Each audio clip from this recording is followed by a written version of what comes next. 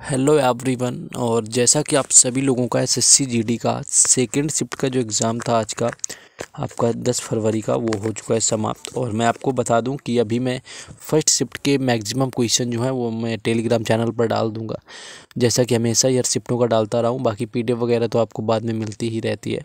तो चलिए हम लोग देखेंगे कि इस शिफ्ट में कितने क्वेश्चन मिले हुए थे। आज की फर्स्ट शिफ्ट थोड़ी कहीं ना कहीं डिफ़िकल्ट भी आई हुई थी। तो चलिए बिना टाइम वेस्ट की शुरुआत कर लेते हैं कि कौन कौन से क्वेश्चन आज की सेकंड शिफ्ट में आए हुए थे। बाकी आप लोगों को वीडियो को लाइक कर देना है, शेयर कर देना है, चैनल को सब्सक्राइब भी कर लेना है। पहला क्वेश्चन था कि भारत का जनसंख्या घनत्व कितना है। यहाँ पर आपकी पॉपुलेशन डेंसिटी पूछी गई थी, जो कि 382 थी। आपको याद रखना, 382 प्रति व्यक्ति जो रही हुई थी। ये भारत की डेंसिटी निकाली गई थी, जनसंख्या घनत्व, जो कि 2011 की जनगणना के अनुसार। सबसे ज़्यादा की बात करें, जब मैक्सिमम की बात करी जाएगी कि मैक्सिमम जो डेंसिटी है वो किस राज्य की सबसे ज़्यादा है, तो वो फिर बिहार की है। और सबसे कम की बात करी जाएगी तो ये सबसे कम जो है ये अरुणाचल प्रदेश की। ये चीज़ आपको याद रखना है। तो ये क्वेश्चन आज की शिफ्ट में आपका पूछा गया था। हम लोग आगे आ जाते हैं क्वेश्चन में। नेक्स्ट है कि धर्म की स्वतंत्रता का अनुच्छेद जो है, अनुच्छेद कौन सा है, आपसे यहाँ पर पूछा गया था। और ये आपको पता ही होना चाहिए कि जब हमारे मौलिक अधिकारों की बात होती है, यानी कि आर्टिकल 12 से लेकर के 35 तक, तो आर्टिकल 12 से 35 तक इनकी बात होती है। और इसमें आपका जो आर्टिकल 25 यानी कि अनुच्छेद 25 से लेकर के 28 तक आपके दिए गए हैं, ये सारे आपके रिलेटेड हैं धर्म की स्वतंत्रता से। यानी कि कोई भी व्यक्ति जिस भी धर्म को चाहेगा वो उस धर्म को मान सकता है। बेसिक सा क्वेश्चन तो ऑलमोस्ट जो आपको पता होगा कि इनसे ही क्वेश्चन आते हैं।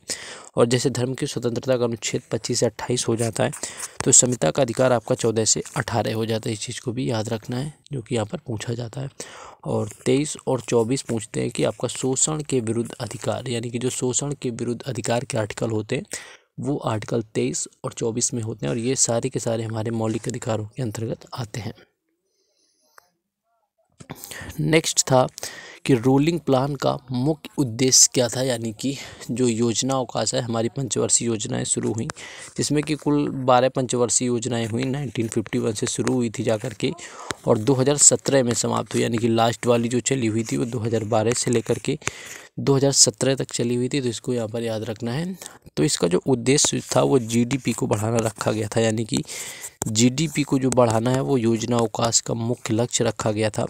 और भारत की जो आर्थिक नीतियाँ थी उनमें सुधार करने के लिए आपका योजना अवकाश लाया गया था। बाकी मेन उद्देश्य आपका जीडीपी बढ़ाना था। आर्थिक जो आपकी नीतियाँ थी उनमें सुधार करने के लिए जो है योजना आयोग का गठन, यहाँ पर अवकाश का गठन किया गया था।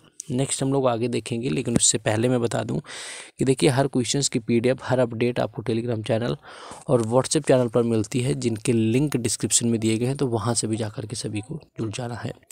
नेक्स्ट है कि अरावली पर्वत की सबसे ऊंची चोटी कौन सी है। देखिए अरावली की मैं बात करूं तो सबसे जो ऊंची चोटी है आपकी वो है गुरु शिखर। ये आपको याद रखना है।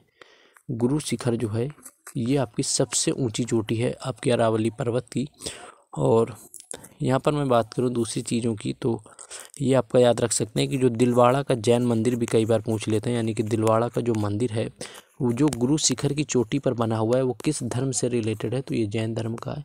यानी क्या है वो, दिलवाड़ा का जैन मंदिर। तो इस चीज़ को भी याद रखना है, दिलवाड़ा का जैन मंदिर है और जो कि गुरु शिखर पर आपका बना हुआ है, जो कि अरावली पर्वत की सबसे ऊंची चोटी है। और अरावली पर्वत आपके राजस्थान के क्षेत्र में आता है। नेक्स्ट हम लोग आगे देखेंगे क्वेश्चन को। नेक्स्ट ये जो क्वेश्चन है आपका, ये बुक से देखने को मिला कि तारिक ए फिरोज शाही जो पुस्तक है ये किसने लिखी हुई है। आपके फिरोज शाह तुगलक के बारे में है। तो तारिक ए फिरोज शाही जो है ये लिखी गई है जियाउद्दीन बर्नी के द्वारा। जियाउद्दीन बर्नी इसका राइट आंसर हो जाएगा। यानी कि जियाउद्दीन बर्नी ने जो है फिरोज शाही यहाँ पर लिखी हुई है। मेगास्थनीज की भी पुस्तक कई बार पूछ ली जाती है, पूछी भी गई है। तो मेगास्थनीज की मैं बात करूँ तो इंडिका हो जाएगा। यानी कि इंडिका जो पुस्तक है ये चंद्रगुप्त मौर्य के बारे में है और इसको लिखा हुआ है जाकर के मेगास्थनीज ने। तो ये काफ़ी फेमस बुक है, आपको याद रखना है, जो कि आपसे पूछी जाती है। जयालुद्दीन बर्नी ने लिखी हुई थी तारीख फिरोज शाही। तो ये क्वेश्चन आपका पूछा गया था। बाकी देखिए और क्वेश्चन ये थोड़े बहुत जो चेंजेस वगैरह मिलते हैं, तो जिनका एग्जाम था वो लोग और कंफर्म कर देंगे। बाकी मैं क्वेश्चन और कंफर्म करके टेलीग्राम चैनल और व्हाट्सएप चैनल पर तो लगा ही देता हूँ। बाकी आप लोग खुद जिनका एग्ज़ाम था वो लोग बता सकते हैं। गोंफ आपसे नृत्य पूछा गया था, इस तरह से कुछ आपका लिखा जाता है गोंफ। बस आपको इस तरह से याद लिखा है, गोंफ से गो याद रख लेना और गो से आपका होता है गोवा। तो गोवा जो है आपका गोवा से रिलेटेड है, गोंफ नृत्य हो गया। इसके साथ साथ आपका देखनी हो गया, ये भी आपका याद रखना है जो कि गोवा से रिलेटेड होता है। कुछ फेस्टिवल होते हैं जैसे कि आपका सनबर्न फेस्टिवल होता है, ये भी आपको याद रखना है। सिग्मो फेस्टिवल यानी कि सिग्मो महोत्सव भी बहुत इंपॉर्टेंट है गोवा का, तो ये भी कई बार पूछा जाता है, तो इसको भी क्या करेंगे आप लोग याद रखेंगे। तो ये क्वेश्चन आपको पूछा गया था तो याद रखना है। बाकी डांस से ये क्वेश्चन आया हुआ था। एक हाँ क्वेश्चन हुंड्रू जलप्रपात से था, एग्जैक्ट क्वेश्चन तो नहीं पता चला क्या था आपका हुंड्रू जलप्रपात से, तो इतना याद रखना है। हुंड्रू जलप्रपात की अगर लोकेशन पूछी गई है तो लोकेशन इसकी है झारखंड, यानी कि हुंड्रू जो जलप्रपात है ये झारखंड में आपका है। और ये किस नदी पर है, तो ये सुवर्ण रेखा नदी पर है, इस चीज़ को भी याद रखना है। यानी कि हुंड्रू जो जलप्रपात है वो सुवर्ण रेखा नदी पर है, इस चीज़ को याद रखना है। तो ये क्वेश्चन आपका पूछा जा चुका है आज के शिफ्ट में। बाकी पेपर का लेवल तो ठीक ही लग रहा है, बाकी जब और क्वेश्चन मैक्सिमम मिल जाते हैं तब एग्जैक्ट पता चल पाता है कि किस तरह से क्वेश्चन आपके आए हुए थे, क्या आपका पूछा गया था। एक आपकी पीएम स्वरोजगार योजना पूछी गई थी, कब शुरू हुई थी, ये 1993 की है, जब आपकी प्रधानमंत्री रोजगार योजना की शुरुआत हुई थी जाकर के।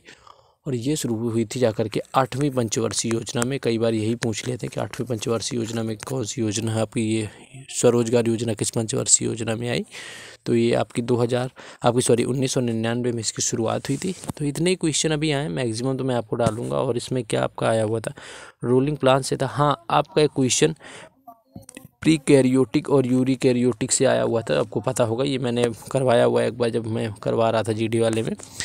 एक कोई नृत्य जो है वो तमिलनाडु का पूछा गया, ऐसा किसी ने बताया हुआ है, एग्जैक्ट तो नहीं पूछा है। त्यौहार से भी एक क्वेश्चन देखने को मिला। पीएम स्वरोजगार मैंने बता ही दिया है। और भारत का जनसंख्या घनत्व भी हो चुका है। और चौथी और जो 5वीं पंचवर्षीय योजना है, यानी कि चौथी पंचवर्षीय योजना के बीच में क्या था, तो एक्चुअली वो रोलिंग प्लान ही था जो कि आपकी आया हुआ था। बाकी गरीबी हटाओ का नारा याद रखना है, किसी दिन शिफ्ट में पूछा जाएगा कि किस पंचवर्षीय योजना में था, तो वो 5वीं पंचवर्षीय योजना रही हुई थी। तो इतने क्वेश्चन मिले। फर्स्ट शिफ्ट के क्वेश्चन मैंने टेलीग्राम चैनल और व्हाट्सएप चैनल पर डलवा दिया, 18 क्वेश्चन है टोटल उसमें।